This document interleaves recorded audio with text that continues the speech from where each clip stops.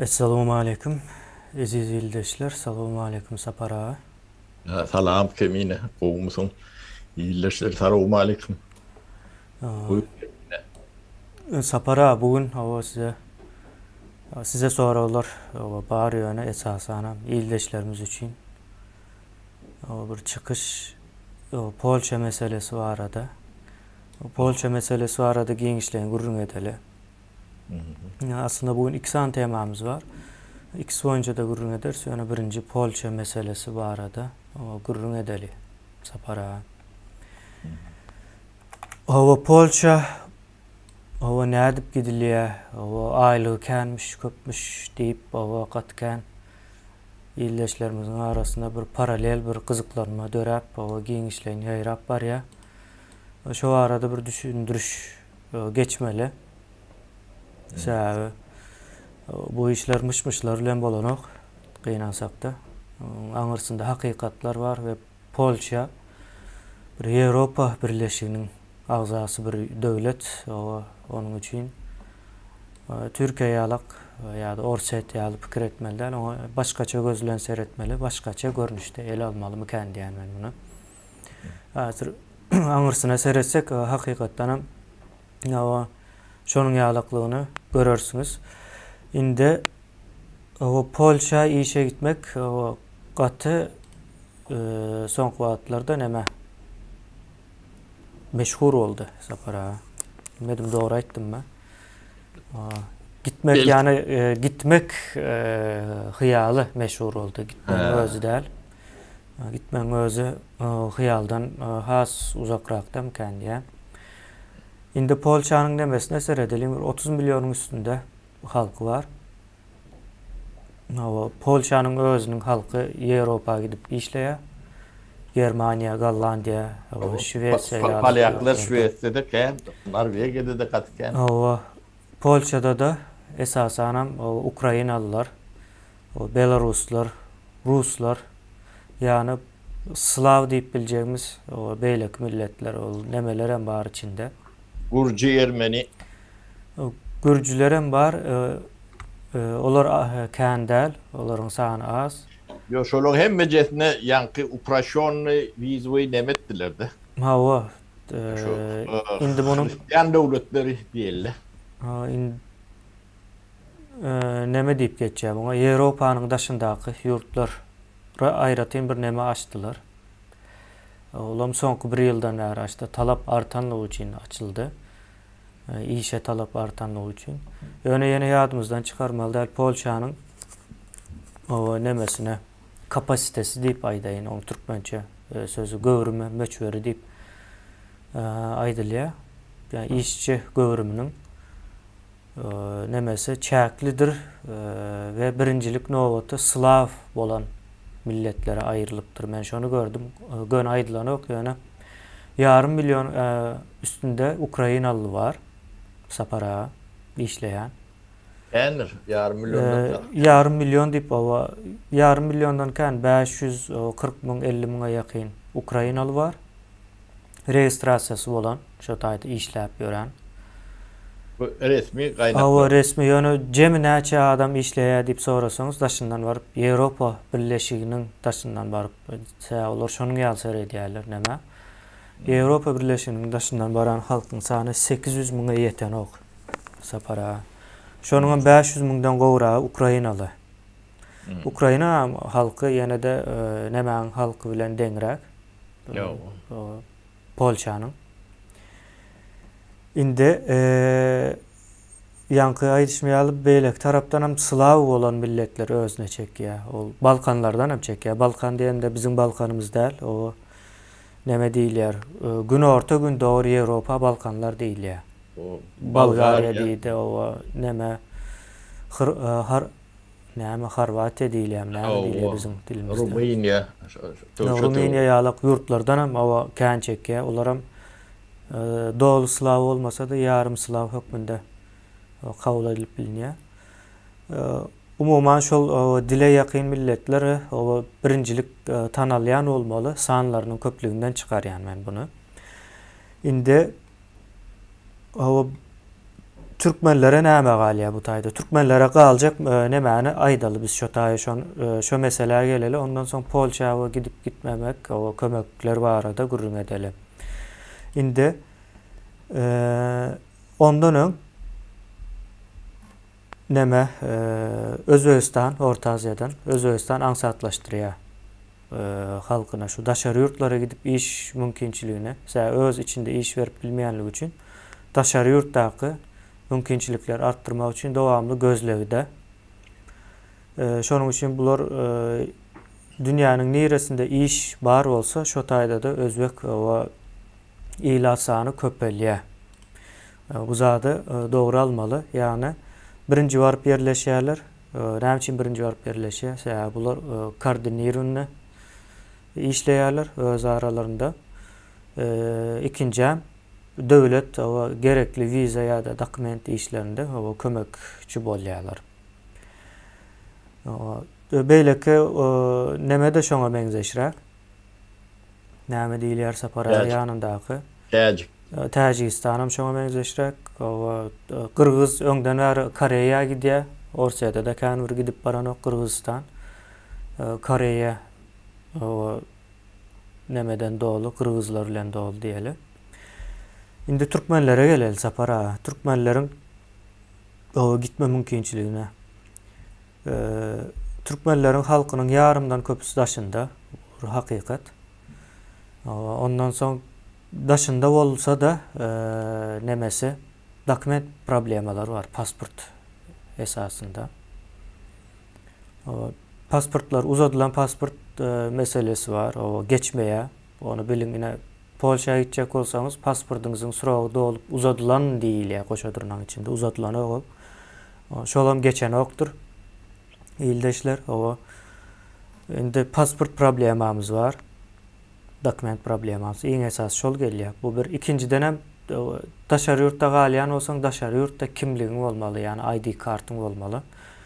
O problemada gaty geňiş ýaýrady soňky wagtlar Türkiýede galýanlar üçin esasanam we Russiýada galýanlar üçin hem şo problema var.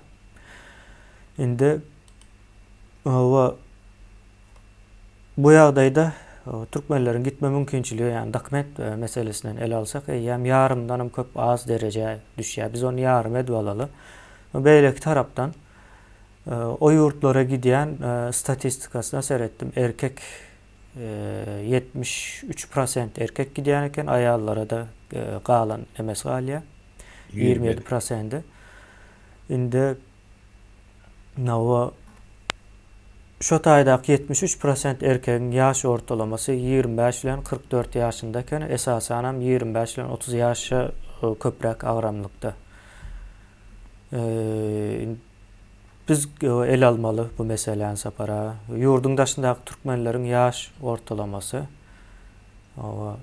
ýene de deň ýarym edip aýyrsak bolýar. Garry ýaşy geçen adam sanam gatykän Sapara. Bunam göz öňünde tutsak, indi men şu taýda näme üçin sanaýan umytlylar gatykän. Eýem ama dünden arjan edýän adamlaryň Sapara inanmarsyňyz hatda hasaby ýok. Can edip o yazıp sorayanlar var soň.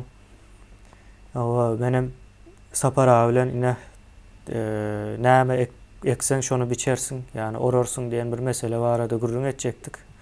Buna ama boşuň şu ele almasak bolanok diýip sebäbi köp adam o boşuna umytlanmasın, boş yere umytlanmasın ve boş yere pullaryny harçlamasınlar diýip o şu çykyş edýäs. O galan o näme böle var, olara ine Halmurad aganyň şo taýda daşky gurşawy giňiş ekeni nesip bolsa şol daşky gurşawy arkaly bir ýol açjak bolarsa iň minimum çyktaçy nemesinde. Indi Sapara ýanky meseleleri el alsak, Türkmenleriň gitme mümkinçiligi gaty az pes. Yani dokument problemalar var. Dokumentam 2-3 aýryp bolýar. Köne pasportlu olanlar var. Gidip bilen ok. Häzirki daşary ýurt pasportu bolubam. Nemesi dolanlar var. Gidip bilen ok. Uzadylanlar gidip bilen ok. Kimligi bolmayanlar gidip bilen ok. Ve bu 4 mesele boyunca O hem Türkiye'de hem Rusya'da yaşayanlar için problema. Bu bir mesele. Beylek taraftan yaş meselesi, sağlık meselesi bu ikinci mesele. Üçüncü taraftan dil meselesi. Yani Slav, ne için Slavlar öne çıkıyor şu tayda? Yani Ukrayna, Belarusya, Rusya ya da Balkanlar, Avrupa'nın Balkanlar bölüğünden dil yakınlığı bolon için. Yani şu tayda umuman siz sanasanız 95% şol daş döwrekdäki yurtlar, Avrupa girmeyen daş döwregdäki yurtlar idi. Ve jemi 800 miňe ýeten ok işçi sany daşary yurtdan gelen, yani Avrupa Birleşiginiň daşyndan gelen mukdar 800 miňe ýeten ok. Ýöne Türkiýe şu wagt 6-7 milyon yurdun daşyndan gelen halky agyrlap dur şu ýagdaý bilen. Indi siz bunu özüňiz pikirlenip kararyny beriň. Biziň aýtjak zadymyz, siz şu nemelere, şertlere dogry gelmeýän bolsaňyz, ýöne ýere puluňyzy çykaryp bermäň, allanmam bermäň. Ol beýlek pasportlarynym gidip bolýarmyş diýen mışmışa da onanmaň. Ve bunun ýaly nemäne Polşa kanunlary entek ruhsat bermezmiken diýen. Sebäbi başga ýerden arz diýilýär.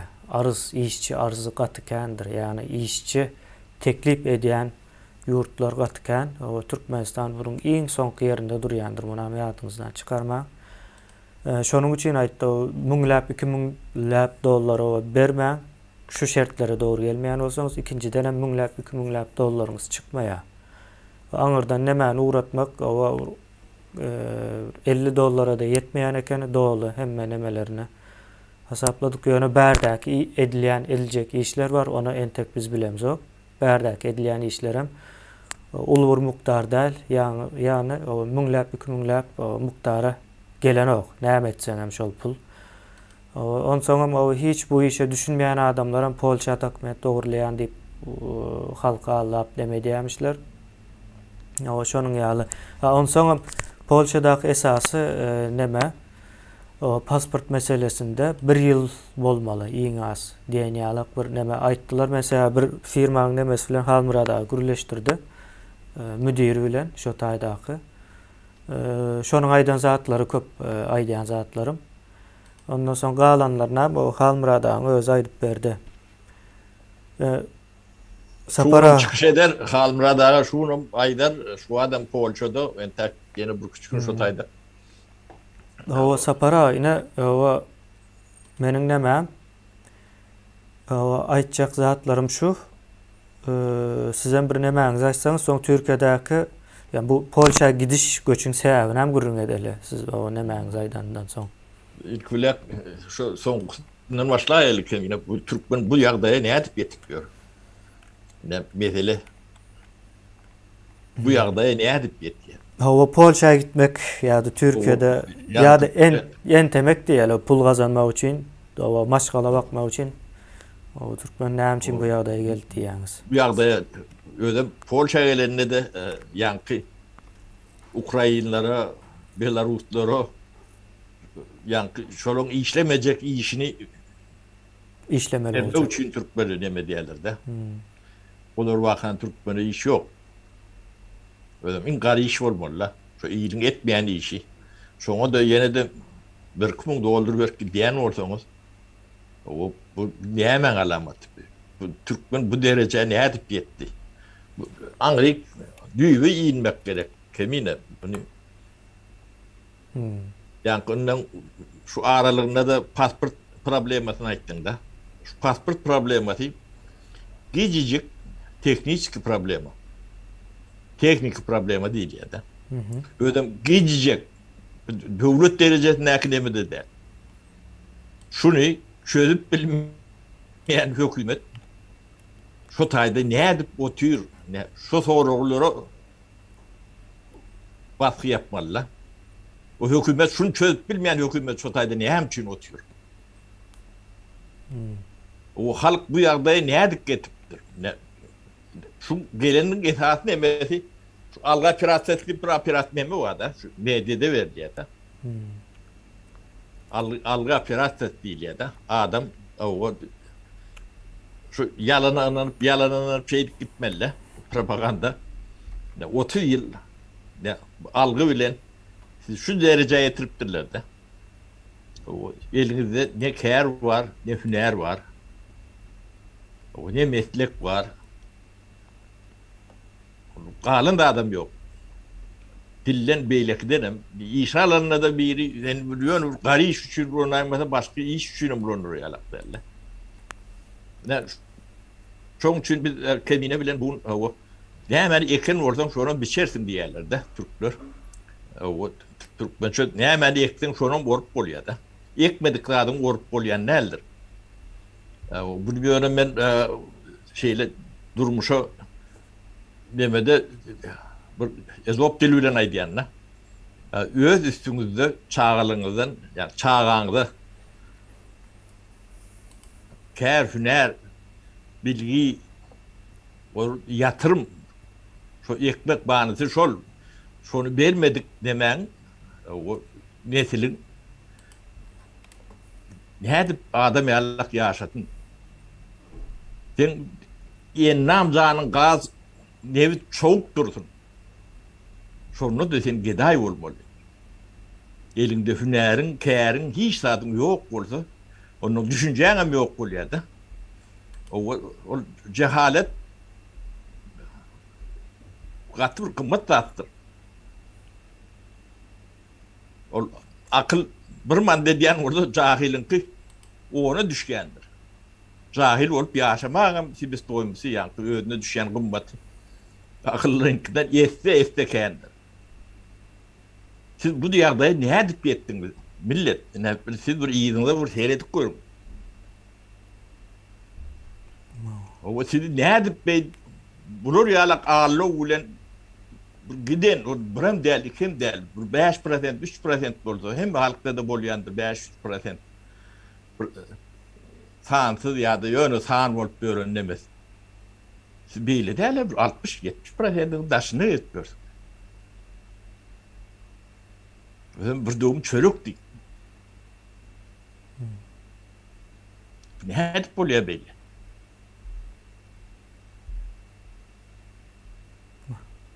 Ne Türkiye'ye geldiniz o.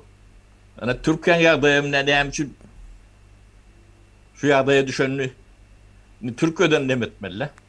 Türkiye'nin ne vat pulu 13 dönem geçti diye de arasında 13 dönem geçti iyi de doğru. 13 yarım oldu. Entegem banklar hava yaptı sonra hava neme açtı. Dolar alışverişinde hava kayçığını giyinden tuttular. Hava kayçı nemesi bilmedim para ildeşlerimiz düşünür mü? O deme bu different platsa değil ya da ne Türkiye'nin şu atlı yerdayı bizim 89. yıllardaki 88, 89, 90. yıllardaki yerdayı şu at Türkiye'nin yaşat görünmesi. Bunun sebebi ne midir? Bunun ne kadar sebebi vardır? Adamların kellelerini her türlü neme diyendir. Ne Türkçe edip verin yanlış ya da elbet yönetim değil ya da dolandır. O yanlış dolandır.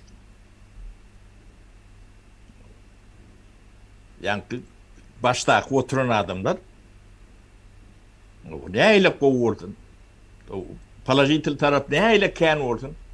Yani iktisadiyeti beyt dolandırılır. Onun şey edip dolandırsan ne ol yani ne?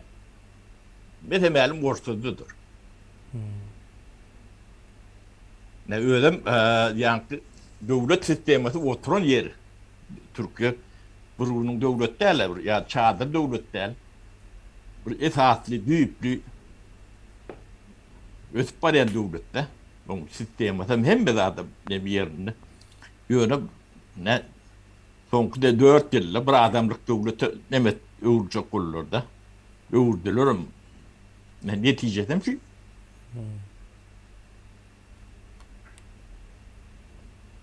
Ben Erdoğan'ı bir atırtatını yenemem yok.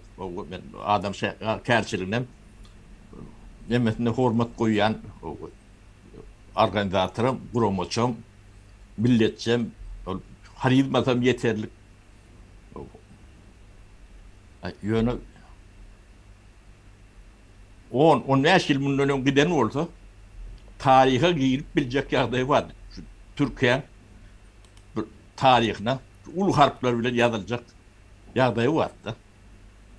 Ve şu var yani ders toğrundak ekibi profesyonelli, uyuşullu. Ne hilek kuruldu da şu komandana bağlı atlarda. O profesyonel adamlar vardı. Ve büyüsüm Türkiye şu 10 yıl bundan yeten dereceleri katı tarihi iremeli demeleri vardı da. Ne bu ne çarşıdı. Bu da anızlı görünen nokta gidişat ervet. Türkiye'de batacak firmalar tani dağacağı bilmedim ben gözümle de getirip bilem yoktu. Yani valutan ne şuraya enflasyon yağdaydı. Türkiye'ye alak devlet şuna alak kolye. Türkmenistan'ın iyi doğru Türkmenistan öz yurdunda da seyredin. O tayda bu de, neme değil. O tayda 2 kurs vardı. Sütü ne var? Bunu işletilecek neme değil. Ben 30 yıl yaşatıyor. O tayın demesi dine erbet dolandırıştır.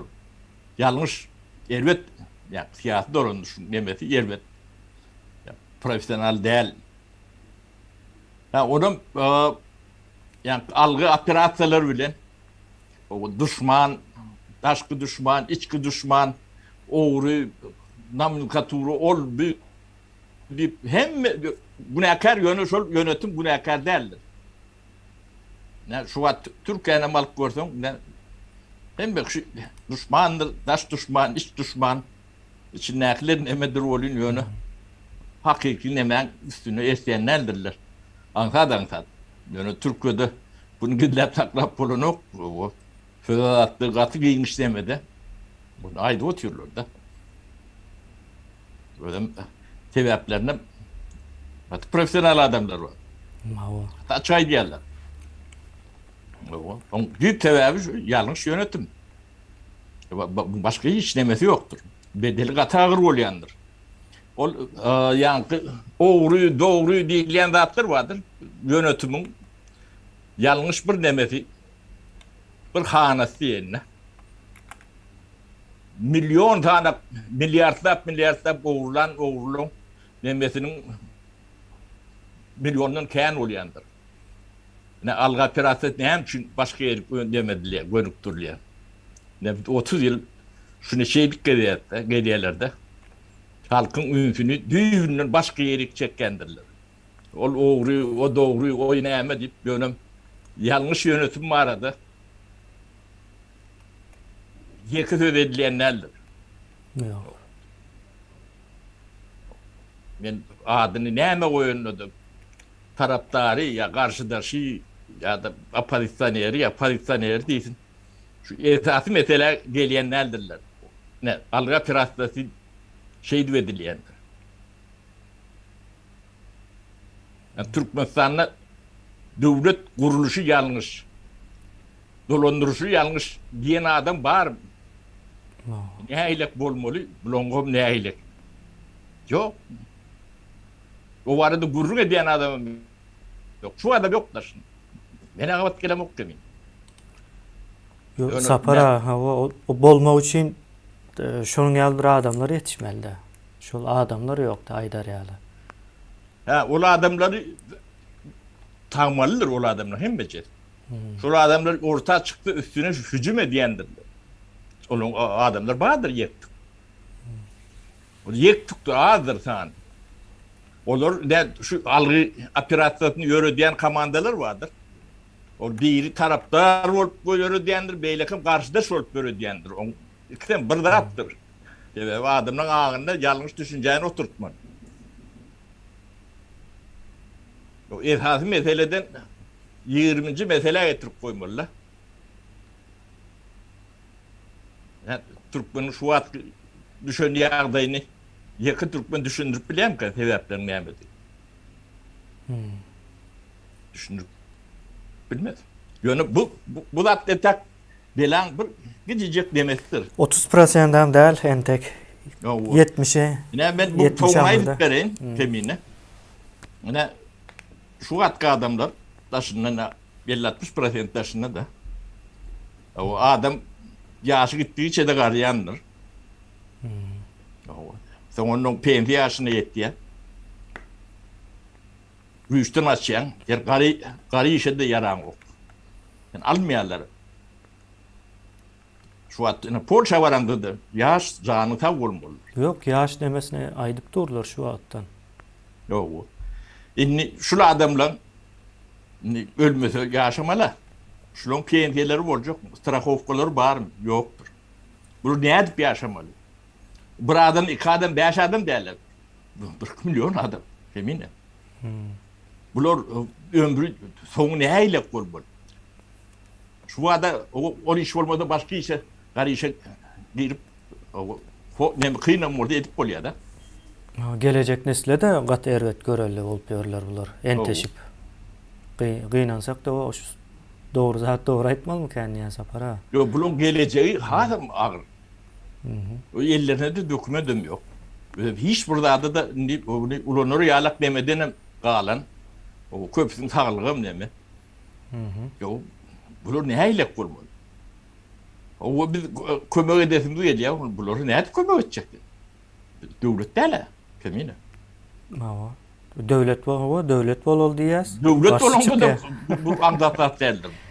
O devlet olsa mansat değil. Yani sapara yine şunu hasen beter o çılşırmlaştırma. Yurda o gidilme niyetinde olsa bu o halkın problemler çözülüyor. Yani o olur islemese de o daşındaki daşka kurşav islettir ya ular entek. Kıyın günler önde. Deme ödüm gen hatta ben ne beni ektin şuna biçersin deyip şun için biliyor da.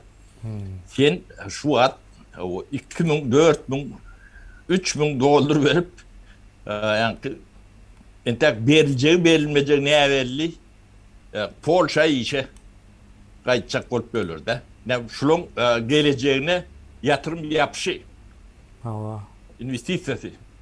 Bu düşünce bir analiz vermeli. Sapara geleceği diyen de şol nemeni bir açık düşündürmeli. Bizim halkımız gelecek deyilen söze düşünýän däldir menin pikirimçe sebäbi. Gatken o bizim ýyldaşlarymyzla gülleşdim. Şolaryň içinde gelecek barada yani söz ulanylýar, ýöne düşünýänligine nemem ýok. O gelecek diýmek o bundan soňky şu günden başlap o ölýänçä durmuşun diýmek, geleceğin diýmek. Onan Polşa üçün yatıryan olsan bütün ömrüňi ya da Türkiye üçün, yine Türkiye üçün yatırdılar, gördük yine şu an. O Polşanyň gam gysgabatly bolup bilerse, Polşanyň nemesi var. Bir programa hizmet edýär da Polşa şu an Germaniýanyň bir programasyna hizmet edýär. Olam häzir soňky wagtlarda koronavirus sebäpli käbir ösüp barýan ýurtlar yine Türkiýany el alaly. Türkiýede şonuň içinde şolaryň ykdysadiýety çökenligi üçin Polşa talap artdy. Ýöne 1 ýyl, 2 ýylyň içinde düzelse Polşa diýilen zadam galmaýar. Ýene onam şu taýdan aýdaýmal görnüp durda. Sapara köprüniň o ýykyljagy o Siriýelende görnüp durşy ýalyk, olam görnüp dur. Ýene geleceğinizi ýagny bütün bundan soňky ömrüňizi Polşa üçin o ýatyrmana taýýar bolsaňyz. Yo, o yatıranını da Polşa yetmeyeceği mi belli de? Yo, yankı o men aydan zatlarımdan belli de şu yurdun daşındaky 1% Türkmene ya yeter ya yetmez Polşa. Yani yankı o kemçilikleri sanasak o 1%'dan iň hapa işlerde işlejekdir ýyldaşlar onam şu attan aydaly. Häzir baran wagtyňyz belki gowy işde işleýän diýip o aydarsyňyz onam şu geleceğinizi görüp bilmeýänligiňiz üçin onu diýersiňiz men nemem. İşe talap artdıkça işin o nemese şerti düşýändir. O zaman aýlygy düşýändir. İşe talap artdygyça. Şu zatlara o göz öňüne tutup etmeli. Sapara o bir soru kemine. Ne? Türkmenin demesine biz bunu demediyenleri özümüz için ayyanları fikir etmen. Yine siz Türkmenistan'a bölünmek için yani şu tayda hükümeti çalıştırmak için yani Polşa'ya diyen investisyonları şuraya merapiyatçıları edip bilir misiniz? Diyen soru ne orta çıkıyor da. Türkmen'e. Şunu haydını seçer ödeyen kendine ne Türkmenistan'a gidip yani yurdunu düzeltmeli. Ya da Polşa'ya gidip o kadar iş etmeli. Yani elinde de ne elinde bir 3.000, 2.000, 5.000 ne deme var. Sermayen var. Şunu haydına yatırır ödeyen Türkmen. Polşa'ya gitmeyin sayılar mı kendi yani? Ana. Ne Türkmen'in şu buna yetenin büyük sebeplerini şu taylardadır. Ya biz yolunu görkezeriz. Yine de bir yağday var da sapara. Yolunu görkezmen. Türkiye yıkılıp var ya yöne şol 1% var da Polşa'ya gidip bilecek. 1% var. Yine şona doğru yol görkezmek hatta hemmesine yani gitmeyecekleri. Kuramacılığım hem de adım edip olur. Biz bu işleri edip bilecek kapasitede, onun bildiği derecede biz için buraya alıp kuramacılık kıymet değil. Kuramacılığını eder. Yönü sizin beyninizde ne ile orada bir fikir olması için idea.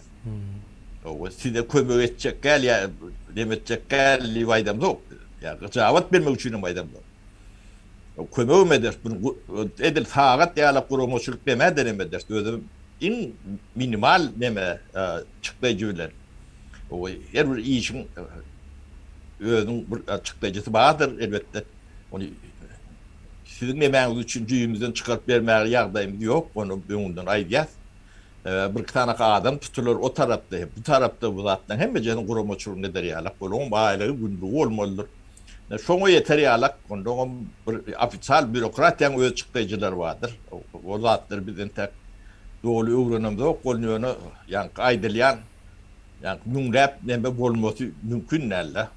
Bolup bilse bir 150 doldurdur, 100 doldurdur, 200 doldurdur, şu teoriklerdir. Şunlarlak berdak çıktı şeyle hiç dinlememiz yok. Onu biz ana kârsız nemesiz ne şu zatları kurulmağa o gücümüzün bettiye o mümkünçülüğümüzün var, o çevremizin var. O halmırada ne bir topor bile işleşmiyor diyor. Bilniyerem demedilerim. Yönü ben bilmem tavsiyem diye de Türkler o netigatım o Türkmen kelletini işletmeli uğrunmalı. Bu loriyalak ağacıdan sonra giden betbakçılık tragedide şundan sonra yani ekmedik zadınızı orup bolayan nedir? Millet. Siz şunu düşünün. Siz yankı ekmen bir zadın hatırını alacak bolayan özü bakım alacak bolayan. Hani eden zadınız neyme deyip şeyle demeler çıkıyor da. Yani eden zadımız aysağım düşünün ok. O taraflarda da ona da baha vermeyen bilen yok. Ola güyümden bir yemek yani terbiyesizliğin ağır başı yönü başa derler. Yönü yani durmuş katır ağır dattır. Biz sizin demeğinize nevisinde ağırın son şey demet oturuyoruz. Olmasa siz bu zatlar hem becesini yok yakın zatınız. Hatırlı bir şey. Şu hatırlıyım ne yapıyorsun? Onu men etmedim ya, temin etmedi. Yani sizin yanınız atanız bunda bir koşundu kendi özünüzün kuvadır. Şu zatlar neticesi. Bunu bu diktatörden demetmen. O diktatörü yatayan teoriklerdir. Bir adamın diktatör olma mümkünçülüğü ne olur yakındır. Ne olur maşaktır. Ne alga piraset deyip ne şu terminem Türkmen'e giydirmeli şu deme yok Türkmen'e. Ben ağırlandım nimettim diyor da. O. Algı operasyon yürütedilendir. Düğüpledilendir. O siz düşünme diyalog edilendir. Ya şuna aklını yetmelidir. Sebebi eğer şu medyalarda yapık medyası olsun, açığı olsun, o bir övsün böyle kritikava etsin, düğüplü mesele üns verilmeyen olsa, şunun cemiyetin ünsünü 20. 30. 100. dereceli neme kaydırıp bilen olsalar ya da şahsiyetleri kaydırıp bilen olsalar, o problemi şahsiyetlerde değil, problemi devletin kuruluşundadır. Yani şu dağıtlar bilen meşgul olup gören adamlar vardır. O ödünü neyme diyenlerinde tapağı yoktur. Biri revolüsyonerdir, biri apozisyonerdir, biri pozisyonerdir, biri yeni vurdattır, biri adat. Yani söz adatlı bu arada görüşücüdür, biri hak demestir. Böyle büyük meselelere iğmeyen oldular. Cemiyete de şunu hödürlemeyen oldular. Ben şu zatları hem becerine üşürüp algı operasyon değil yani. Çünkü beyniniz çaykama uçuyor. Esaslı attığın ünsünüzü 50. 100. derecedeki meselelere dönüp durmuyor için. Siz ne şu an elinizde kârınız, hüneriniz yoktuğunun sebebini biliyorsunuz mu? 30-40 yaşındaki adamlar da onun sebebi olmalı.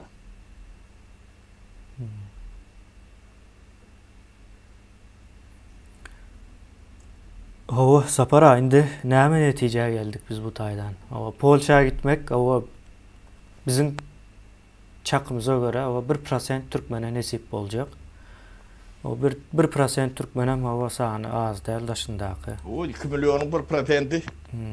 2 milyondan kendi indi Türkiye 2 milyon deyip hesaplanıyor. Şimdi sen 2 milyon diyor. Son 1%'i ne oluyor? 100 bin oluyor. Hava. 100 bin oluyor. 100 bin o katı o kensan yine de köp aydıp dursa para. Yine Polşa'da 1 milyona yeten nokta daşından gelip işleyenler. O iki kez köp olsun, 1,5 milyon olsun. Yani dine Türkmen değil gidecek olayan otaya ve birincilikte değil Türkmen. Türkmenler en sonki novatta duruyor. Yani Polşalılar hiç kimin işlemeyecek işini alacak yağdaya düşer. Hazır şu an belki o başlarda bir kızıklı demesi vardır. Yani o tarafı köp adam için nevelidir.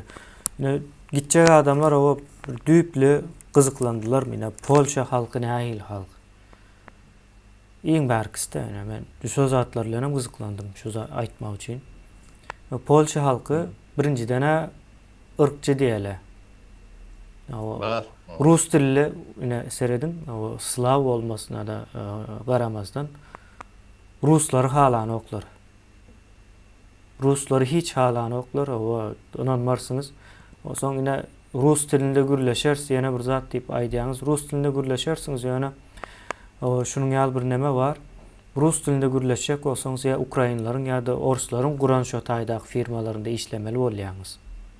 Onun içinde Govus var, Erved var. Neticede ikinci dereceli bir firmalar, fabrikler olacak. Bunlar iş yerleri olacak. O tayda da işleyiş şartları nece Avrupa standartlarına göre talep edilip ruhsat verilen olsa da şunun aşağında olacaktır. Ve sizi şu Orsların elinde ya da Ukraynaların elinde işleyen vaktiniz Orta Asyalı pahta yığıp veren o Sovyet dövrünün adamı hükmünde görecektirler bu zatlar hayatınızdan çıkarma. Yani nereden nereye şu zatların fikrini eden oklar ildeşlerimiz 700 ile 1200 dolar arasında aylık varmış diye şu aylık miktarı önümüzdeki yıllarda o azalır. Köp azalmalı. Yani işçi o nemesi arttıkça aylığım azalayandır. Yok bu koronan nemesi hem devletin ekonomikasına katıl tesir etti. Norveç'in koronası Şved'den aşağı düştü şu an. Hem yerde ne mi var? Ne Türkiye'de ne kemine ben ne ünde borcuklarını mayıp verin. Ne Türkiye'de de kıtçılık başlar. O kendi ne ben düşer. Ve öğrenimçiliği bu yankı iktisadi nemi götürmüyor ne? Yankı real tektir 30-40% aşağı düşüyor. Real tektir demek öndüren tektir demek. Yankı etin hüydüğünü yağını çörüğünü o ne hemen olsa real yani erbilen demedik bolyan da real tektir değil yandır. Gözümde görüp görden demeden. Şolon köpsi gatervet yağdaya düşüyor. Vatanım çıkar içinde ken. Ama bunun yani Türkiye'nin iktisadi yağdayını dine profesyonel adamlar çıkartırlar. Ne medağı yalak, Ali Babacan mı diye. Ali Babacan yalak, o şolor yalak. Ama yani Erdoğan'ın ötüşünde de şu hakkı ulur ben şeyde düşünüyorum.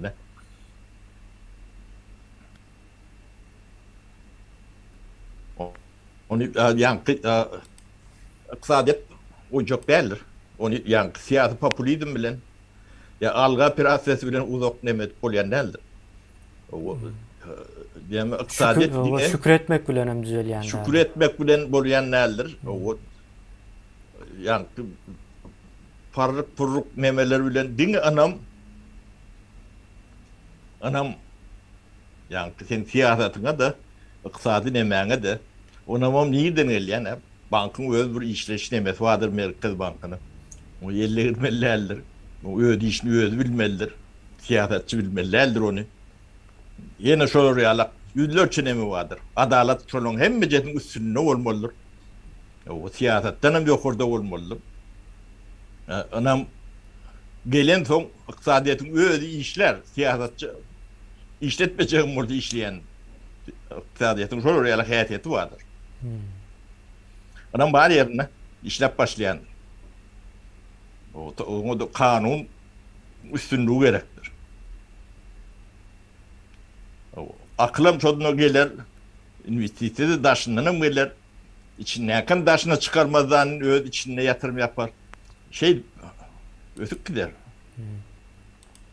Bizim yine iyi doğru edip bilecek işimiz şu an doğal diyen yağlı köp nememizi tamamladık işlerimizi. O yurda gidelim deyseniz o halkam yurduna varmak istese Saparağa. Yolumuz açık. Polşa'ya gidip görmene de gerek yok yani. Bir ki o ne diyorlar o pelekten bir ki şarpık iman düşünecek değil yağlı. Şunun için bizim o şu şarpığa doğru yola açmalı mı kendi yani. Hakiki yola o son aylanar yağlı. O yönü görmeniz için o ervet tecrübedir. O ervet bilgen bilgidir. O bunlar yalan bilginiz var. Polşa'na buyurun. Türkiye'ne gördünüz, hedlettiniz. O yani 1% Sapara izin al yani o 1%'ın 3'te 1'i gidecek yani Polşa. Polşa'nın ondan ayrı nemesi yok. Gövrümü ulu değil. Gövrümü ulu değil ve o şartları ağırdır. O Palyak'la ödü ne? Şved'de Norveç'te Palyak katı ki. Staydı işleyeler. Polşa kovuldur şunlar stayk gelir. Üçüncü yurtta o üçüncü şahsın elinde işlemek bilmedim yani. Tazi dünyanın kuruluşu hem şunun yalıyor yani. O ne için o birinci dünya, birinci yurtta yani öz yurdumuzda birinci şahs olup işlem. Altın asırda yaşap görün millet. Kemine altın asırda yaşap görün millet. Polşa'ya gelip şulon karı işletmeli. Yine alga pirastan karı işletme için hem ruhname koydular. Bilimler hem ruhname. Oğlum.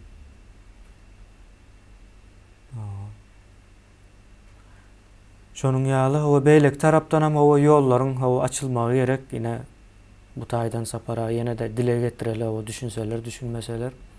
Yollar o näçe çalt açılsa o şonça da gowy olur ýoksam betbaççylyk gelýär. Yani tek 30%'den gören o Türkmenistanyň içindäkilerem, o Türkmenistanyň daşyndakylarem betbaççylygyň O 70% yolu ýyzynda. görüp durýar. O 70% ýyzynda we gaty gysga wagtyň içinde gelip urjakdyr 70%. Soň sapara ýok bolup giden zady o aýaga galdyrjak bolup bermäli biz. Şonuň üçin bir duýduraly. Şo ýagdaýyň geljegine. O şu wada bular Polşa gitmeli, bizem o Türkmenistana gidip Türkmenistan'da düzeltmeli. Ma, Şeýle bolýar da. şoň ýaly bolup dur. O da çözüm kemine ne? Hawa ýöne gaty az adam gitjek, onu gözüňde tutmaly. Sebäbi neme bar da, köp adam wiza tapşyryp neme diýendir, ýöne bir zady görüp bilýän däldir. Hawa Ýewropa ýurtlary Arap ýurtlaryndan ýa-da Orta Dow diýil ýa-da Türkiýede şol Orta Dow ýurduna girýändir. O Anadolu diýileni Orta Dow, Mesopotamiýanyň bir bölügidir. Şo ýurtlardan o adam aljak wagty köpçüliklerini aljak wagty şoňa üns berýändir. Bu bir ikincidenem o türkmenleriň tapşyrmaly ýeri aslında Azerbaýjan. Ýöne Azerbaýjanam türkmenleri ýurduň içine salanok. O Polşa o iň ýakyn ýurt hökmünde Azerbaýjany belläpdir. Türkmenistandan o adam almak üçin diýip ýöne Azerbaýjanam türkmenleri ýurduň içine sokanok, bunuň hem sebäpleri bolmaly. Awa näme üçin sokanok? Medim ya bu halk o Azerbaýjanyň içine girip ýurduň içinde galarlarmy diýip o Türkmenistanyň o garşyany köp ýurt bilýär, şu wagtdan bilýär. Yani biz garşdyrmajak bolýas, ýöne olursa o şol iň erwet senariýany gözüňde tutýarlar da. Garşsa soň bu halk biziň elimizde galar. Türkiýede de şonuň aladasyny edýändir, ýöne öz meseleleri bilen şu wagt neme diýip bilenok, ýöne öz meselelerini çözdüğü günden başlap biz hem çözýärler. Ona hem mecbur çözmeli. O men bolsam menem şonu ederdim. Onun diýme kemine ne bir adamlar üns berin. Näme üçin ne Afrikadan, Orta Dowudan, Pakistana ya Bangladeşe ya Afrikan bir demesine giden oklar. Yani Avrupa'da da yani Belarusya'da galan oklar Polşa geçecekler. Ondan sonra Germaniya geçecek. Näme üçin? O açık ya yer yok bolsa ne Pakistan var, Bangladeş var, Hindistan var. Ya da Afrika'da Kongo var. Ya o Güney'e dip var. Näme üçin şu tay göç giden ok kemine. O gowy ýaşajak bolup gelýärler. O okey. O sen öz ýurdunda o ýaşadan bolanok. Şu tay düzeltip bolanok. Ne Ýewropalyň berýän tory özüňiz de neme bilen hok mu diýedim. Olara da gerek, ýöne köp gerek däl. O ya gerek gary işini etdirmek üçin gerek. Şo ýagdaýda bizim hatalymız bilijek diýdi, siziýjek gelýärdi. Iýje umurdan gary işimiz bar, şunu etse berers diýdi.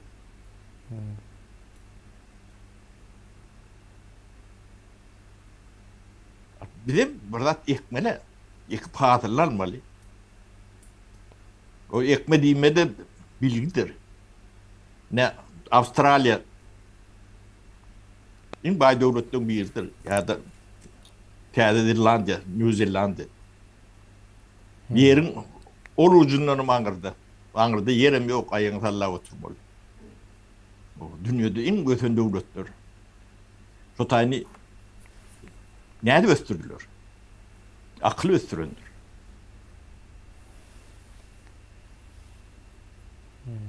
O daşda woruňam suw, adam samolyotda gidende de onu tagyp düşýär. Ýöne hemme zat bar. Sen näme kontinentin orta arasynda oturýarsyň. Çörüğünü tapan o. Bu alternatif grup diyor.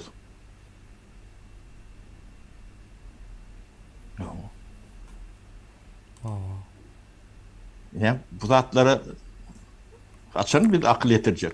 Eminim. O yani Türkmenistan'a gitmeli. Düzeltmeli. Yok, bunlar Polşa'nın düzeltliyorlar. Türkiye ne düzelttiniz? Türkiye bitti. Artık kömür ettiniz. Ne? Çoğunluk kalktı. Türkiye'de o katı ervet günler garaş ya. Bunu anlat yani bu yükün aşağına giyecek Hayrettin Parti de siyasetçim kendi tapılmadı. Yani katı ağır yoktur. Bu yemeğini geriden alaymak. Yani Türkiye meselesinde diyende Türkiye yağdayı terbiye. İktisadi yağdayı. Tabi sonki 30-40 yılla bu realak verme bolmadık. Öyle düz şakırdap var yani nemeni aravanı nemettiler de cihirlettiler. Cehaletin edip bileceği işi ha. Bu yaka cehalet değil, cehalet plus ihanet diye de. O şöyle ikisi bile olmalı. İhanetim hem işi yüzünden geliyor şunun benim. O. Neme cehalet yeke gelen ok pakette ot geliyor da o içinde nazarı bilen bile. En azakta. Bunun hem bir adım düğü cahillik başka hiç adım değil. Olmasa Türkiye'de güzel yer dünyanın bir etinde var. O ısı yeren var, soğuk yeren var. O yaz. Dört batılı var elimde. Hem mezarı Dört var. dengide taşından. Dağan var, çölen var, denizleri var. Yo aklım var. Aklım var o. 30% katı o bilimli katlağı var 30%. Onların kendidir. Yönetim yanlış oldu. Bolyan da 60% yine şunu sayıladı. Yani bundan sonra ödüm ses ver demediler. Ödüm demokrat yani. Demokrat yani bu tarafım vardır. Bunu da seyretmelidir. O cevapkarçılığını O. gözden kaçırsan ya da şu oluyor.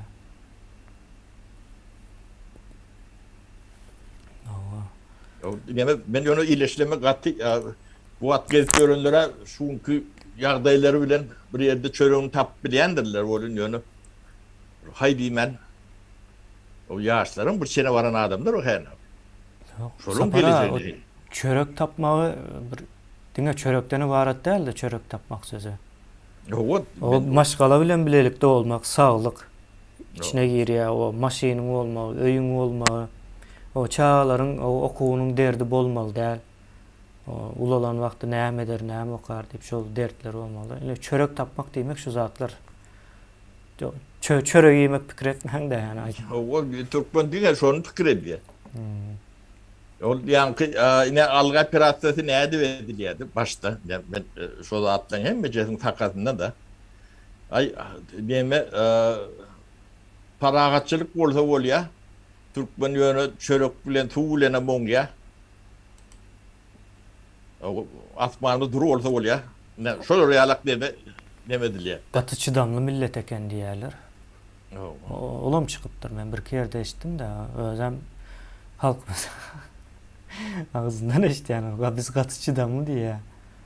Ben diye o halal kazanyan diye. Ne bir şey diyen o öyde diye o hizmet ediyen diye.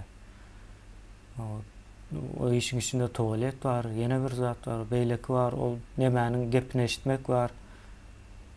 O şu zatları eden için halal kazanıyor deyip özünden hoşnut. Katlan varsa para. O yurt Türkiye'den yine Türkmenistan Türkiye'den 10-12 etse bay potansiyeli var. Baylık potansiyeli var. Köp. O halkam 14 etse az şu an. O 14 ile onu köpeldin. Tapağı görüp biliyorsunuz mu? Gelip şu taylarda o kulçuluk etmeye neyime gerek? Kime gerek bu? Ondan sonra gelip bu tayda ben halal kazanyan diye. Onun bunun bağışlarsınız. Tuvaletin arasala. Doğru zat değil bular. Bu adamların içinde muallimler hem var, doktorlar hem var Türkmenistan'ın. O önkü, o polisiyada işleyen hem var. Yine beylekisi var. İndem Polşa'nın nemesi geldi novatı. Yönü yankı kriteriyalar var. O kriteriyalar boyunca özünüzün nemeğiniz tapmalı. Ve kriteriyanızın içinde özünüz tapandan sonra 1%'ın 1/3'dir gidip bilecek muhtar Polşa. Yine şunu yadınızdan çıkarmayın. Yok biz deme kemiğine bunu kurnap bileriz. O talap bağ olsa yani o mu alınıp yapılıp nimet çıkartıp demet görmen. Biz bunu kurnar. O yürüyüp adamım tayinler bunu. O adresin telefonunu verir. O, bu işi ederler. O, yine de yani onun ağırlanıp demet görmen devsim var ya da. Yöne sizem bir fikir etmene böğrünün bir şu kaptalın hakkı demeleri komentarları şoň için aýdýar. O dedim misal getirýärsen de. Elinizde 3-4 bin dolarınız var. Şonu ne Türkmenistan, täze Türkmenistan'ı kurmağa yatıracak mı? Ya da yani Polşa'da gidip işlemeli. O da Polşa'ya yetecek mi? Ne belli ne mi? O tayda ne pensiyan var, o ne sağlık garantiyan var ya. Täze Türkmenistan kurulsa pensiya, o hükmen suratda berilecek yani şu diktatura dövründe işsiz kalıp gezen adamlara çellip pensiya berilmeli. Yok mani. O bir zat ekmeli, sizem demi millet şonu düşündürjek bolýar. Ekmen hiç orup bolýan nädir?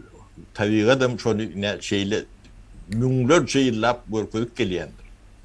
Ekmen orlayan yeri yoktur. Ana onu ekmen orup yaşadyňyz 30 ýyl. O hiç zat nemet ben yani ondan bundan oğurluk, cümürlük, kakış kokuş deme bilen 30 yıl demettiler de. Elif yaşap bolunu. O sapara yollar açtırıp olmaz mı diye. Yollar açtırıp bolar. Yine hem yurdun içinden hem Siz yurdun. istediniz, siz isteyen de o. Siz Polşan yolunu açılan Polşa ne nerede yani? gidip bolar ka diye o. Yine şol İslam günümüz ya da yolların ne için yapıklığını düşünen günümüz yollar açılyandır. Yollarım yine tez vakitte açılmasa katı ulu bedbahtçılık geliyor. Katıl bedbahtçılık geliyor. Onun ağaçlığından Onu diyeme onun iyileşler bu zatların hem mecetini veya şonu sana adama ettirecek bolýar. Yok, böyle olýan nädir? El jagadyňyz barbaň aşağı, daşyň aşağına goýmalysyňyz. Bunu goýman hiç eşrete yetip bolýan nädir? O näýle size biri edip bermedi. Siz şoňa bu düşünün he. O kimin size bergisi var? Onun hiç kimin size bergisi ýokduryny ne durmuş size görkezip berýär. Öd ýurduňyzy adam ýalyk ýurt etip gurmalysyňyz. Şonu guran soň eşrete yetip bilersiň. O da yine de elinde kärim hünäriň bar bolsa. Öd ýurduňa baryp ýöne ýatyp mellilen dat hiç ýerde ýok. Sizin birazcık yani kelleňizde işletjek bolun. Sizin ýerinizde başka bir pikir etse, o sizin çöreňizde şol iýmeli bolýar. Bu biz näme belliň bilýäs. Sizde şoňa talap bolmasa biz näme üçin etmeli şol? Soraga jogap berin. O size Polşa gerek bolsa baş üstünde Polşaňyza ben orup bereli. Belli değil. Biraz öňüňizi pikir edin. Yine de bir gaýtylýan. Ýaşyňyz 50'den geçenne ýem iş yeri gaty kıydır Ýewropaň hem ýerde de şondalakdyr. O näýle ýaşajak? Ne pensiyanız olacak. Ne taglığına seyredip bilecek. İyiden aytmalı da elinde doküment yok. Ya, ben bu güdaplık abi. Bir kıyıl önünüzde seyredip göreyim. O da geliyor yani. Ya biz şu vurumları başlarında hem 2 yıl geçiptir de.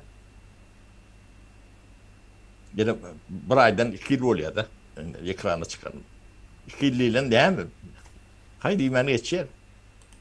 O son bana kömek edin deyip o yani o kesel dayıdan bu diyalak o adamların nimetini duygusunu tömürmek için ne dersin başka o da bir adama, 2 adama, 5 adama kömek edip oluyor. 1 milyon ama 1,5 milyon. Hadi kömek edecek.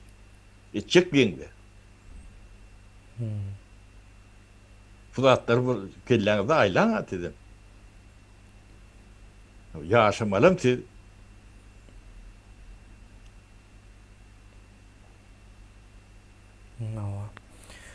Nemane yine beýleki galan prosent var yani Polça'ya gidecek o 1%'ın 3'te 1 dedik de. Beýleki galan prosentden Türkmenistan'a gitmek için taýarlygyny görbersinler. Sapara. Ya meniňe maslahatym şol beýleki ildeşlerimiz üçin sebäbi o taýarlygyny görmese, o taýarlyksyz o tutulmak gowy däldir. O taýarlyksız tutulmak gowy däldir. Ine onluklar sistemasy var. İldeşler bunu bilýäňiz. Onluklar gurun ýurdun içinde de ýurdun daşynda da ýurdun içine baran wagtyňyzda o gaty uly kömek edýekdir. O hereketleri o çaltlaşacaktır. O havas çıkacak däldir. Ya ýurdun içinde şu wagt internet problemasy gaty giňden ýaýraya ýaýradın yani siz hem ýaýratmaly bunu dilden dile ýaýradın ýazdyryp ýaýradın. Soň ine şol meseleni aýdyp geçeli sapara. Ine neme var da näme diýerler oňa hazır VPN öçürýärler diýip o aýdýarlar. O hakykatdan hem şoňa benzeş bir ýagdaýlar var. Ýöne VPN'ni düýpli öçürüp bolmaýar. Ya VPN'nin nämeligine düşünmän yine käbir habar nemelerine goýupdyrlar da. VPN'ni öçürmeň hem ýolunu tapdyrlar diýip umytsızlyğa düşürmek üçin ol Grantayet habar nemesi habarçylary diýip aýdaýyn. Şolar goýupdyr. Ýöne VPN'nin o teknologiýasyna düşünseňiz, näme zatlygyna düşünseňiz ol VPN'ni öçürmeň o aňyrsyna ýetipdir diýilen bir neme habar çykmasdy. Günçülükleri yoktur. Bir yerini yaptı mümkün çıkmaz. Hawa bir o VPN diýilen zat gaty kendir ol haýsy birini ýapyp ýetişdirler mümkin däl. Şonuň üçin bardy VPN. Indi berde kemiğini ben sözüm kestim onu başla yazma düşüyorken aydayın. Şu interneti çeklendiren adamlar vardır. Yine Türkmenistan'da. Yine şolor dine oğurluk değil. Halkının geleceğini uğurlayan adamlardır. Şol adamlar vazifesi neyme olsun, yok oradan bir buyruk verdi, vermedi. Halkın önünü ediyen cinayeti, müngläp adam öldüreninin ağırdır. Bir neslin, yani bir neslin geleceğini yok ediyeniz, ömrünü kül ediyeniz. Özünüzde bir bilgi yok. O hayvanın bäri ýanyna adamlar yani şu zatları edip görmege aklınız yetýän bolsa o hayvandan ulokan hiç ýyly tapawudunuz ýokdur. Siz öz milletinizi bilgiden mahrum etmege sizin hiç ýyly ýagdaýyňyz yani hakyňyz ýokdur. Bu cenayetin iň agyrydyr. O da Ministerstvo Swiýermi kim jogap berýär şu? Ya beýleki kontrol edýän organlar siz interneti açmasaňyz, özüm ýek açma däl. 6-7 aýyň içinde ähli Türkmenistany fiber bilen üçin edip bolýandyr. Şonu etmelisiňiz. şolu etmeyen adamdan hemmecet ne adattan aşağı yağda ilan edersin yine 3-4 ayda. Drone yerinizden gönlü yönü mağlayınızdan ok giydirmek olur. Şol adamlara. Şu 3 ayda o Hiç cevapkarçılık saatsız. bizde olanok şol adattan da şariadaydı. Oo. Ona mıhlan etmeli var. Biz mecbur varsa. Yine itaat şol adamlardır. Şu Türkmeni yani bilgiden mahrum eden adamlar, kurumalar, şahslar kim olsa nemeti yoktur. O halkın hem şoları linç etmeli hakkı vardır. Sebebi sizin şu Polşa, Türkiye yeni plan yerde deyip sorulup görmenin büyük sebebi şolurdu. Sebebi yani alga pirattan çeyit koruyalar da. Orada bir yani umumun hemen cinayetli çoporun bir itaat bölümlerin biridir. O adamlar birlikte ne aylak mahrum et hak var. Yetirkeşen netil var, yetirkeşen. Terbiye yetişecek netil. Onun önünde ne diyen. Adamların eline onun ne hüner oluyor, ne kâr oluyor. Onu birinin apsında ben hizmetkar olaymadı, başka edecek tatları yok abla. Şunun elleriyle ne diyorlar, ne şu adamların elleri. O ne yememişsin, o adamlar köp hava eşecekmişsin. Eşitliğinizi ne mi? Dünya eşit bir öğren. Ne mi oluyor? Şu eşit bir öğren yurtları kapısına kalkıp yani pulimöt bilen yani su pürküp demeden de içine girecek korkmuyorsunuz. Ne tapavut çok ayda da. Son için bunu yığdan yağatlat durmam kan yani şöyle adamlara. İnternette nimetine peykel veren adamlar. O zaman şuna cevap veren cevapkar adamlar vardır. Türkmenistan'ın içi hem yeri fiber iletişim bilen üçün edilmelidir. O sizin kuracak bir atelinin bakadına ehli Türkmenistan'ı nimet bolyandır. O zaman internet mut olmalıdır ya da muta yakın olmalıdır. Bilge. Bizim yağdayımızda o mut ya da muhta yakın olmalı. Yani şu İngul cinayettir. Yani bir milyon adam öldürülenler ağır cinayet olmalı. Evet, sen 3-4 tane nesil yok edip biliyende. Yani düğünü palta uğranayalık kat oluyor da. Sen üniversitetin yok, mektebin yok, iyi dili. O internetten yapsan onu bu millet ne etmelidir? O şu buyruk verenem, o buyruğu yerine getirenem. Şu internet Kapağı meselesi yok. boyunca şu 3 ay, 4 ayın içinde gözünüzün yaşına seyredilmez. Yok bu adamlar hem ortaya çıkar. Bu yılacak manalı yok. Onun tarihin emeleri yok eden nemeler var da. Fuat Nemet böyle o tarihin emeleri yok diyorlar. Yok edilirler de.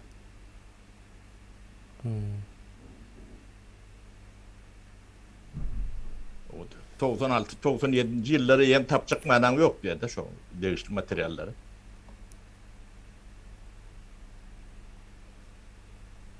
Yani bulon edip göründü hatları. Yani cehaletin kaptalına da şöyle dönüklü olmadı.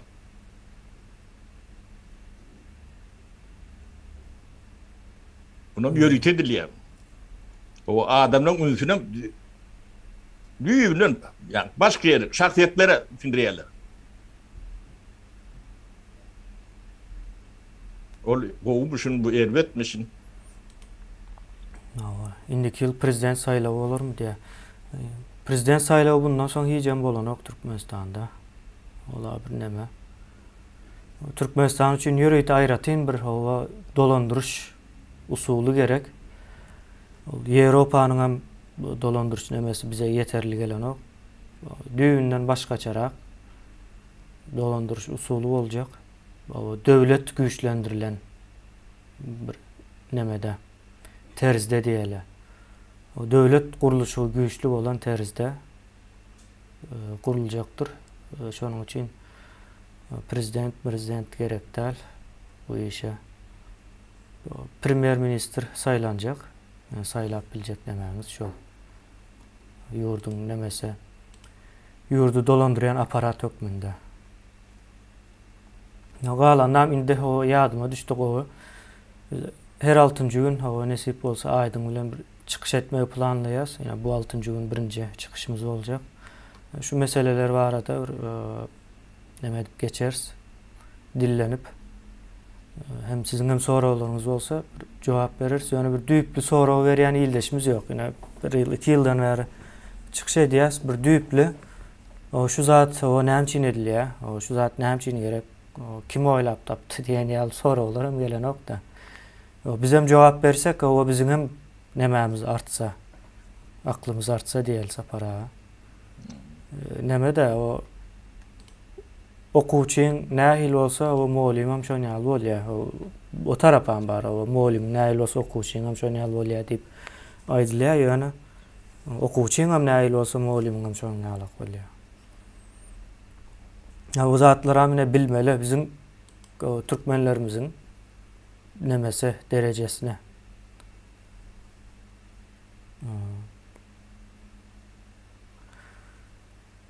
Yine şunun yağlı mesele bundan sonra neme var saparağı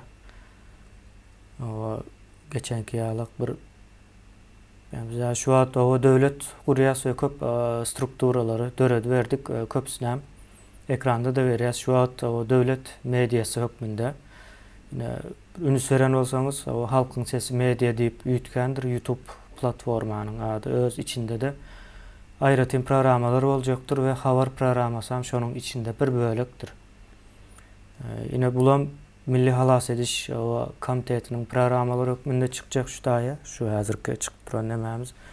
Ve şu an 5-6 tane programa var. Her haysının ayrıtım günleri yeni bir zatlar olacak. Ünüs veren olsanız o katı kuramaçılıklı ve ince işleniyor bu işler. Bu zatlar üçünden pulam çıkarıyaz. Yine bu zatlar amaydalı öz cübimizden çıkarıyaz ve kaç dönemimizdeki şu işleri aktif katlaşan adamlardan o pul çıkarıyaz. Bu zatların hiç haysam havadan dören yok. Bu zatlar bilmeli ve yine Novat'ta bir neme var. Şimdi haçan döredilmeli deyip o şunun nemesine ediyaz.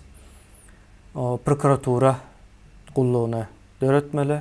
O sebebi hazırdan tutulacak adamların adları bilen bile berilip başlamalı yurda barmanka yani tek neçe vaktimiz var olsa şonça köp edilse bu işler katı o bize bu köp iş adattan dışarıya daya karıştırmak niyetimiz yok.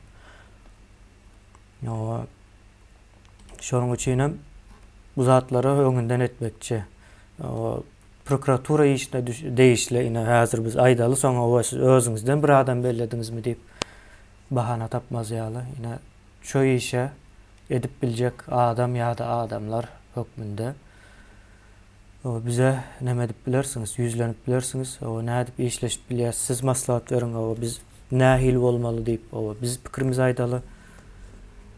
Şunun yağdan bir iş alıp varmakçı. Yani bunu biz kurucu hükümetin nemesinde etmekçi. Biz aydın bilen kurucu hükümet ve kurucu meclisin tapavutlarını etcek işlerini adım düşündürmekçi. Yani şu zatları düşündüren son bu hemmez adam öz yerini tapar deyip umid ediyoruz. Saparağı. Şunun yağlı biz nemedel hiç sadı giyeciktiremiz o. Hemmez zat birden iyi ziderli adım edilmelidir. Adım. Biz bu zatların hiç yırtsam oynama için edemiz yok. Yurdun içine baranda hiç kimin o bir günah saçından bir kılım düşmesin deyip. Bizim için her bir adam katı mühim olacak. Türkmenistan'a katı kayan adam gerek. Gerek olsa zorla göçürülen, Rusya göçürülen, Rus asıllı olup yani Türkmenistan'da doğulan katı kayan adam var. Yani şoları çelli izine getirilmelidir. Onların vatanı hükmünde hasar ediyoruz biz Türkmenistan'a. Türkmenistan'ın o dürlülüğü için bir koşantı olur. Biz bir Türkmenistan diyen dediğine Türkmenlerden ibaret olmalı ya da Türkmenler yaşamalı diyen bir mana gelen yok. Biz o global dünyanın bir bölümü hükmünde görüyoruz özümüzü bundan sonra Türkmenistan'ı. Yani şu dünyada näçe o yurt var olsa biz hem şu yurtların arasında görýäs özümüzi aýratyn göremzok. Sapara şu zatlara o aýdyp geçeli ýöne buların hemmejesini ýuwaş-ýuwaşdan eders. Gepleşikleri elmudama iýizarlan. Bizim aýdýan zatlarymyzyň hiç birisi bir-birinden garaşsyz däldir, özbaşdak däldir. Hemmejesi bir-birine baglydyr. Şu wagt bir zat aýdan bolsak, düşnüksiz gelýän bolsa, onuň üçin öňkü programmalary görmeli, bundan soňkular görmäne dowam etmeli. Diňe şol ýagdaýda düşünersiňiz, sebäbi boýnumuza almak gerek. Türkmen milleti sowatsyz galdy. O gaty, o pes derejede bilimleri var, düşünceler hem şoň üçin şoňa görä pes. Hatta üniversitede okap, men ykdysadyat okudum diýip biz aýdyň ikimiz nemetdik de.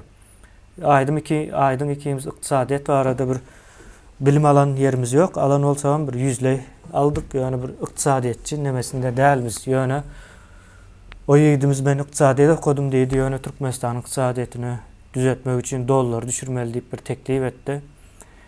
Şondan soň şol oglan bilen biz gürleşemzok.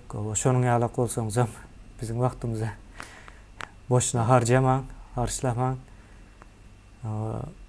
Ykdysadyat dollar düşürmek bilen bir zat däldir. Düýünden başga bir suwlarda yüzýäňiz. Şonuň ýaly okudum diýip okan hökmünde hereket edip gören adamlarym köp. Olar bir özüne bir nemetsin kontroldan geçirsin. Şonuň ýaly separa siziň goşjak zadyňyz bar bolsa goşaly. Goşjak zadym ben bir ýok, ýöne şu edilýän prognozlar bardyr, hemmejesi gelip durandyr. Bu zatlar ýöňünden görmesi kıyın zatlarım däldir. Ne şu 2 ýyl mundan öň aýdýan zatlarymyz bar, şonuň hemmejesi bolup gelýändir. Ne şu wagtky ne ertiriňizde seredin diýen ne pensiýaňyz bolar, ne taglygyňyz bolar. Ne de siz hiç yani gerek yeriniz olmaz. O hosaryňyz eli yetmedi ýalak ýerde sebäp udakda. O eliňizde de dokument ýok, hiç hereket edemedik bilen ol. Ne köpüňiz ne şolary ýalak ýagdaýa düşýän. O da ertir bolýar. O da haýdy men bolup görenim kendir şu wagt için.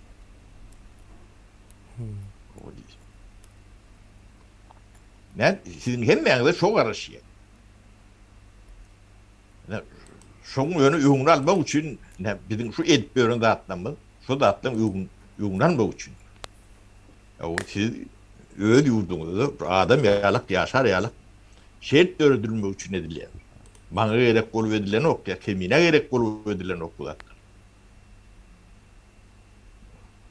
Biz şu ummatın şu zatları düşünmesini arzu edýäs. Ben goşşakladım şu kemine. Soňam ýene bir zat var. Soňam ýene bir zat var. Ýene bir ýere miting üçin ýa-da bir aeroportda çağırılıp nemetse şu gat möhümdir. Şo zady üns bermä. Provokasiýadan başga bir zat däldir. Gerekli ýagdaý dören wagty hökmän suratda biz bu zatlaryň habaryny bermekçi bir ýere üýüşilmeli bolsa da, üýüşilmeli däl bolsa da ýene kommentariýada ýazyp durdy bu çağırýar diýip. Bu zatlaryň öňem ine çağırdylar, üýüşildi, näme netije berdi. Bu o däl. Siz aklyňyzyň içinde üýüşmeli birinji. Şo kelläniň içinde üýüşilmese o taýy barsaňyz bir giden ýalňyşlyklar edersiňiz. Özüňiz näme diýilýär oňa? Sergezdan bolarsyňyz. Siz ondan bundan muňa alarlar. Kanun boýunça elbetde. Şonuň üçin o üýüşilmeli ýagdaý bolan wagtda o belli bolar, ona biz hökmän aýdars. Yani bizim hem asıl niyetimiz şol, iň soňunda barmaly yerimiz şu. Onluklar hem şonuň üçin aýdýarsda, ýene onluklar bolmaly. Onluklar döretmän hiç bir ýerde hereket edip bilmeýäňiz, bilmejekiniz üçin şol onluk gerek. Deme kemine ben doğruca burada da aýdyp bereň.